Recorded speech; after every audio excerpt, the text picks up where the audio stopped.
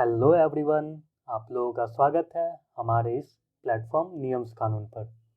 इस प्लेटफॉर्म पर हम देश विदेश के कानून और उनसे रिलेटेड केसेज के बारे में बताते हैं। आज के इस सेशन में हम बात करेंगे ट्रेडमार्क एक्ट 1958 के सेक्शन 9 के बारे में और इसी सेक्शन से संबंधित केस जो imperial tobacco company limited versus registrar of trademarks. तो आइए देखते हैं इस केस के माध्यम से हमें क्या क्या जानने को मिलेगा। तो सबसे पहले हम सेक्शन 9 के बारे में पढ़ेंगे। उसके बाद ये देखेंगे कि क्या एक ज्योग्राफिकल वर्ड्स का रजिस्ट्रेशन एज ए ट्रेडमार्क हो सकता है या नहीं हो सकता है। उसके बाद ये केस समरी पढ़ेंगे। तो trade and merchandise marks act जो कि 1958 का है, इसके सेक्शन 9 जिसका हेडिंग है requisites for registration in part से and part B of the register. Sub section 1 और सब सेक्शन 2 पार्ट ए में रजिस्टर करने का बात करता है। सब सेक्शन 1 में ये बोला जाता है कि कोई भी वर्ड का रजिस्ट्रेशन तब तक नहीं होगा जब तक कि उस वर्ड में कोई भी एक या दो ऐसा वर्ड ना हो जिसका डायरेक्ट रेफरेंस उस गुड्स के क्वालिटी या कैरेक्टर से रिलेट कर रहा हो। मतलब इस सेक्शन में ये कहा गया है कि कोई भी ऐसा वर्ड नहीं होना चाहिए। ट्रेडमार्क अगर रजिस्टर करवाने जा रहे हैं तो आप ऐसे वर्ड का रजिस्ट्रेशन नहीं करवा सकते हैं जिस वर्ड का डायरेक्ट रेफरेंस हो रहा है उस गुड्स के क्वालिटी और कैरेक्टर से। और दूसरी बात ये कहता है कि ऐसा कोई भी वर्ड जो कि ऑर्डिनरी नेचर में ज्योग्राफिकल नेम है और उस ज्योग्राफिकल नेम का ज्योग्राफिकल सिग्निफिकेंस हो रहा है, तो ऐसे वर्ड को भी रजिस्टर नहीं किया जा सकता है। अब देखेंगे हम सब सेक्शन 2 में क्या कहते हैं। सब सेक्शन 2 ये कहता है कि कोई भी वर्ड्स जो भी सब सेक्शन 1 में जो क्राइटेरिया दिया गया है अगर उसको फुलफिल नहीं कर रहा है तो वैसे वर्ड का भी रजिस्ट्रेशन हो सकता है, लेकिन वो वर्ड सिर्फ तभी रजिस्टर हो सकता है अगर उस वर्ड का डिस्टिंक्टिव कैरेक्टर को प्रूव किया जा रहा है। अगर हम डिस्टिंक्टिवनेस का मीनिंग ढूंढे तो कोर्ट ने बताया है जिस वर्ड को ट्रेडमार्क रजिस्टर करने के लिए दिया जा रहा है उसमें ऐसा क्वालिटीज है जो कि गुड्स को, उस सामान को दूसरे प्रोड्यूसर के गुड्स से डिफरेंट शो करता है। इसी कैरेक्टर को डिस्टिंक्टिवनेस नेचर कहते हैं। अब आते हैं सब सेक्शन 4 पे। सब सेक्शन 4 और सब सेक्शन 5 जो है वो पार्ट बी में रजिस्ट्रेशन का बात करता है। तो सब सेक्शन 4 में ये बताया गया है कि पार्ट बी में रजिस्ट्रेशन के लिए वैसे मार्क का रजिस्ट्रेशन नहीं होगा जब तक जो वर्ड है वो डिस्टिंक्टिव है या फिर वो आगे चल के मतलब कैपेबल है डिस्टिंग्विश करने के लिए।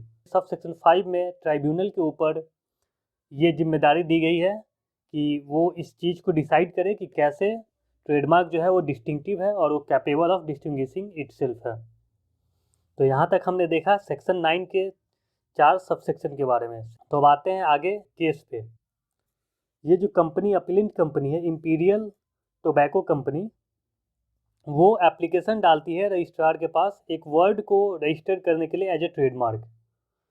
जो वर्ड है कि शिमला, लेकिन इसके बाउंड्री पे बनाया गया है बर्फ़ के पहाड़ से डिजाइन, और इस वर्ड को ये अपीलेंट डिमांड करती है कि एज ए ट्रेडमार्क रजिस्टर कर लिया जाए। लेकिन जो रजिस्ट्रार रहते हैं वो इनका एप्लीकेशन रिजेक्ट होने के बाद ये कंपनी अपील करती है सुप्रीम कोर्ट में। इनके आर्गुमेंट्स ये होते हैं कि ज्योग्राफिकल वर्ड जो है वो एब्सोल्यूट बार प्लेस नहीं करता है किसी भी वर्ड्स को रजिस्ट्रेशन से, क्योंकि सब सेक्शन 2 ऑफ सेक्शन 9 ये कहती है कि ज्योग्राफिकल वर्ड्स का भी रजिस्ट्रेशन हो सकता है अगर ये प्रूव करने में कंपनी कामयाब होती है कि ये जो वर्ड है वो एक डिस्टिंक्टिव कैरेक्टर अचीव कर चुका है।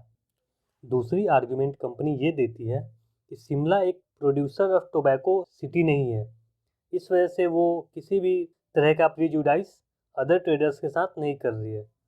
तीसरी बात ये बोलती है कि इन्होंने जो एविडेंस प्लेस किया था, एफिडेविट दिया था रिगार्डिंग कि ये जो वर्ड है वो एक डिस्टिंक्टिवनेस अचीव कर ली है। फोर्थ आर्गुमेंट उनका ये होता है कि ऐसा कोई भी लॉज नहीं है जो कि किसी भी स्पेसिफिक पीरियड का बात करता है कि एक स्पेसिफिक पीरियड होना चाहिए डिस्टिंक्टिवनेस को अचीव करने के लिए। लास्टली आर्गुमेंट देते हैं कि टिजुआना स्मॉल्स केस में टिजुआना स्मॉल्स को ट्रेडमार्क रजिस्टर्ड किया गया था जो कि एक सिटी का नाम है। तो जैसे उस केस में अगर रजिस्ट्रेशन हो सकता है तो इस केस में भी शिमला वर्ड को रजिस्टर किया जा सकता है। साथ ही कंपनी जो है वो काफ़ी सारे ब्रांड्स का नाम लेती है और ये बोलती है कि ऐसे बहुत सारे कंपनी जो है वो बहुत सारे वर्ड्स जो कि सिटी के नाम पे बेस्ड है उनका यूज एज ए ट्रेडमार्क कर रही है, जैसे कि Gulmarg wire, Shalimar engineering goods और भी बहुत सारे एग्जांपल्स देते हैं। तो यहाँ पे इशू फ्रेम ये होता है कि क्या ये word Shimla as a trademark registered हो सकता है कि नहीं हो सकता। दूसरी बात ये होता है कि जो एविडेंस प्लेस किया गया था अपीलेंट कंपनी के द्वारा कि ये जो वर्ड है वो डिस्टिंक्टिवनेस को अचीव कर ली है, तो क्या रियली में ये वर्ड डिस्टिंक्टिवनेस अचीव कर चुकी है? इन्हीं चीज़ों को डिसाइड करेगी ये केस में। अब देखेंगे इस कोड का क्या ऑब्जर्वेशन है और इसका क्या डिसीजन होता है। पर यहाँ आगे बढ़ने से पहले आप इस चैनल को सब्सक्राइब कर लें और आपको इस केस के रिगार्डिंग जो भी नोट्स चाहिए आपको इस niyamsqanun.com प्लेटफॉर्म पे मिल जाएगा। साथ ही डिस्क्रिप्शन में आपको इंस्टाग्राम का लिंक मिल जाएगा, टेलीग्राम चैनल का लिंक मिल जाएगा।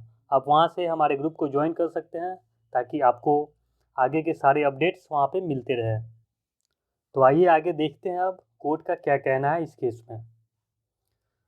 कोर्ट ये बोलती है सबसे पहले कि हालांकि ज्योग्राफिकल वर्ड्स पे कोई एब्सोल्यूट रेस्ट्रिक्शंस नहीं लगा हुआ है, लेकिन सिर्फ उन्हीं ज्योग्राफिकल वर्ड्स का रजिस्ट्रेशन एज ए ट्रेडमार्क हो सकता है। सबसे पहली बात तो ये बोलते हैं कि वो वर्ड्स जो डिस्टिंक्टिवनेस एक्वायर कर चुकी हो और जो कि एक सेकेंडरी मीनिंग अचीव कर ली हो। सेकेंडरी मीनिंग का मतलब ये है कि उस वर्ड को सिटी से ज़्यादा फेमस उस गुड्स के वजह से फेम मिला हुआ है। और बोलती है कोर्ट कि अगर उस जियोग्राफिकल वर्ड्स जो है उसका जियोग्राफिकल सिग्निफिकेंस जो है वो बहुत कम है उस गुड्स के सिग्निफिकेंस से। और चौथी बात ये बोलती है कि अगर वो words as a fancy word use किया जा रहा है ना कि जियोग्राफिकल सिग्निफिकेशन की वजह से, तो ऐसे वर्ड्स का रजिस्ट्रेशन हो सकता है। अब आते हैं दूसरी ऑब्जर्वेशन पे। तो कोर्ट ये बोलती है दूसरी बात कि शिमला एक ऐसा सिटी का नाम है जो कि काफ़ी फेमस है, जो काफ़ी प्रोमिनेंट है और इस वजह से ऐसे वर्ड का कभी डिस्टिंक्टिवनेस अचीव नहीं कर सकती है। साथ ही कोर्ट ये बोलती है कि चाहे कितना भी वर्ड जो है वो डिस्टिंक्टिव हो, लेकिन अगर वो वर्ड इतना जनरल हो कि वो किसी और ट्रेडर्स के द्वारा यूज किया जा सकता है, तो ऐसे वर्ड्स को भी हम रजिस्टर नहीं कर सकते हैं, क्योंकि इस ऐसे जनरल वर्ड्स पे किसी का मोनोपोली क्रिएट करना लॉ के खिलाफ हो सकता है। लास्ट बात ये बोलती है डिस्टिंक्टिवनेस जो है उसका एविडेंस उस केस के सर्कमस्टांस डिसाइड करता है और उसके लिए जो भी एविडेंस प्लेस किए जा रहे हैं उससे सिर्फ डिसाइड किया जा सकता है कि वो वर्ड जो है वो डिस्टिंक्टिवनेस को अचीव की है या नहीं है। और जो उस गुड्स की कंज्यूमर्स है या उसके सेल्स फिगर्स जो भी है वो एज ए एविडेंस यूज हो सकता है। तो ये इतने सारे कोर्ट के ऑब्जर्वेशंस थे। अब देखते हैं आखिर में लास्टली कोर्ट का डिसीजन क्या होता है। कोर्ट ये कहती है कि जो शिमला वर्ड था वो सिर्फ शिमला वर्ड नहीं था, बल्कि उस वर्ड पे स्नो हिल्स का डिजाइन बना हुआ था। इस वजह से वो क्लियरली जो है वो एक जियोग्राफिकल प्लेस को सिग्निफाई कर रहा है। वो ये शो कर रहा है कि वो एक प्लेस ही है। इस वजह से एज ए ट्रेडमार्क यूज नहीं कर सकते, ना ही इसका रजिस्ट्रेशन हो सकता है। इस वजह से कोर्ट जो है ये अपील को डिसमिस कर देती है और बोलती है कि ये शिमला वर्ड्स जो है वो ट्रेडमार्क के लिए रजिस्टर नहीं हो सकता है। तो इसी के साथ हमारा ये केस ख़त्म हुआ और ये सेक्शन में आपको काफ़ी सारी बातें जानने को मिली होंगी कि आखिर कब किसी वर्ड्स का रजिस्ट्रेशन हो सकता है एज ए ट्रेडमार्क और कौन कौन से ग्राउंड्स होते हैं जो फुलफ़िल करना एकदम ज़रूरी है उस वर्ड्स को। तो यहाँ पे अपना सेशन ख़त्म करते हैं और हम आगे के अपडेट के लिए आप हमारे इस चैनल को सब्सक्राइब करें और डिस्क्रिप्शन में दिए गए सारे लिंक को फॉलो करें। Thank you so much.